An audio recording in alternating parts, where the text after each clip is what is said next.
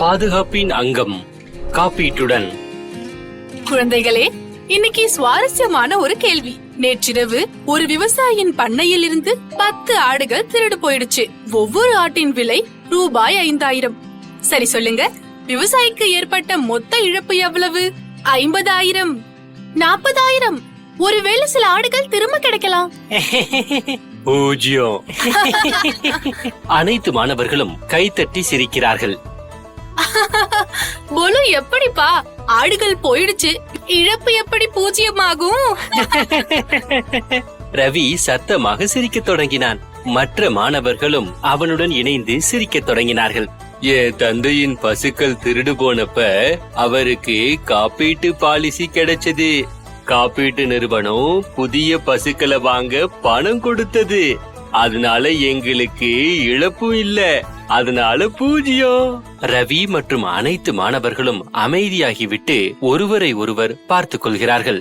மேலும் கிசுகிசுப்பாக தங்களுக்குள் பேசிக் கொண்டனர். இதனால் மாணவர்களின் சத்தம் அதிகரித்தது. அப்போது ஆசிரியை கூறுகிறார், ரொம்ப சரி போலு, காப்பீடு என்பது நோய், திருட்டு அல்லது வேறு ஏதேனும் இழப்பு போன்ற எதிர்பாராத சிக்கலில் இருந்து நம்மை பாதுகாக்கும் ஒரு கவசம்.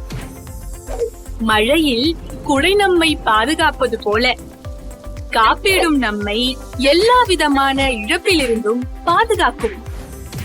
அனைத்து மாணவர்களும் கவனமாக கேட்கிறார்கள். ஆனா போலுவின் தந்தைக்கு ஏன், எப்படி பணம் கிடைச்சது? நீங்கள் ஒரு வீடு அல்லது கடைய வாடகைக்கு எடுக்கிறீர்கள் என்று நினைச்சுக்குவோம். நீங்க அந்த இடத்தை பயன்படுத்த ஒவ்வொரு மாதமும் வாடகை செலுத்துறீங்க. அத போலதான் காப்பீட்டு பிரீமியம் என்பது நம் காப்பீட்டு நிறுவனத்துக்கு செலுத்தும் ஒரு சிறிய தொகை. ஏதேனும் இழப்பு ஏற்பட்டால் அந்த காப்பீடு பாலிசி மூலம் நமக்கு ஈடு செய்யப்படும். அவங்க காப்பீட்டு திட்டம் அவங்க மாடுகளுக்காக வாங்கியிருந்தாங்கல்ல, அந்த காப்பீட்டு பாலிசி மூலம் ஈடு செய்யப்பட்டது. அனைத்து மாணவர்களும் ஒரே நேரத்தில் சரி குழந்தைகளே, காப்பீடு பற்றி இனிமேல் தெரிந்து கொள்வோம். முதலாவது, ஆயுள் காப்பீடு, லைஃப் இன்சூரன்ஸ். குடும்பத்தில் ஒருவர் உயிருடன் இல்லை என்றால் ஆயுள் காப்பீடு அவரது குடும்பத்திற்கு நிதி உதவி வழங்கும். இரண்டாவது, சுகாதார காப்பீடு, ஹெல்த் இன்சூரன்ஸ். நோய் ஏற்பட்டால் மருத்துவ செலவுகளை இந்த காப்பீடு ஈடு செய்கிறது. மூன்றாவது, வாகன காப்பீடு, வெஹிக்கிள் இன்சூரன்ஸ். திருட்டு அல்லது விபத்து ஏற்பட்டால் வாகன காப்பீடு ஏற்படும் இழப்பை ஈடு செய்கிறது. நான்காவது, பயிர் காப்பீடு, கிராப் இன்சூரன்ஸ். வெள்ளம், வறட்சி அல்லது வேறு ஏதேனும் பேரழிவு காரணமாக பயிர் சேதமடைந்தால் இந்த காப்பீடு அந்த இழப்பை ஈடு செய்கிறது. ஐந்தாவது, சொத்து காப்பீடு, ப்ராப்பர்ட்டி இன்சூரன்ஸ். தீ, நிலநடுக்கம் அல்லது வெள்ளம் போன்ற பேரிடர்களால் வீடு அல்லது கடைக்கு ஏற்படும் இழப்பை இந்த காப்பீடு ஈடு செய்கிறது. அதாவது ஒரு சிறிய தொகையை பிரீமியமாக செலுத்துவதன் மூலம் பெரிய இழப்புகளை தவிர்க்கலாம். கண்டிப்பாக.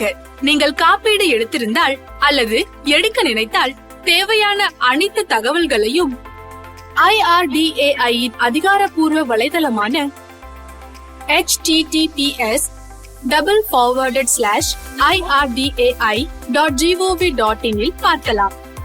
சரியான முடிவுக்கு சரியான தகவல் அவசியம். அப்படியானால் குழந்தைகளே, காப்பீடு எடுக்க வேண்டுமா இல்லையா? அனைத்து மாணவர்களும் ஒற்றுமையாக சொல்கிறார்கள். ஆமாம், அது ரொம்பவே முக்கியம். ஒவ்வொரு செயல்பாட்டிலும் பாதுகாப்புக்கான அங்கம் காப்பீட்டுடன்.